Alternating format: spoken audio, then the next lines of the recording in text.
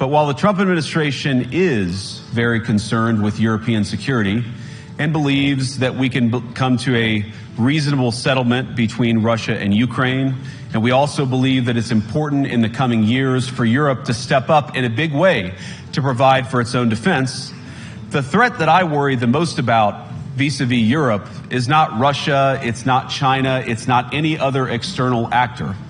And what I worry about is the threat from within, the retreat of Europe from some of its most fundamental values, values shared with the United States of America. Now, I was struck that a former European commissioner went on television recently and sounded delighted that the Romanian government had just annulled an entire election. He warned that if things don't go to plan, the very same thing could happen in Germany too.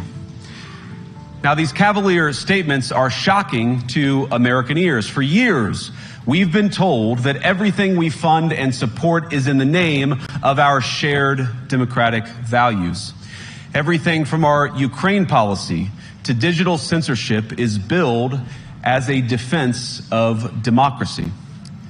But when we see European courts canceling elections and senior officials threatening to cancel others, we ought to ask whether we're holding ourselves to an appropriately high standard. And I say ourselves because I fundamentally believe that we are on the same team.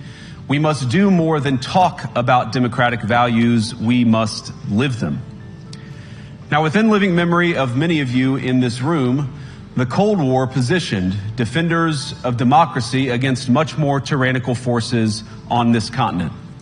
And consider the side in that fight that censored dissidents, that closed churches, that canceled elections. Were they the good guys? Certainly not. And thank God they lost the Cold War.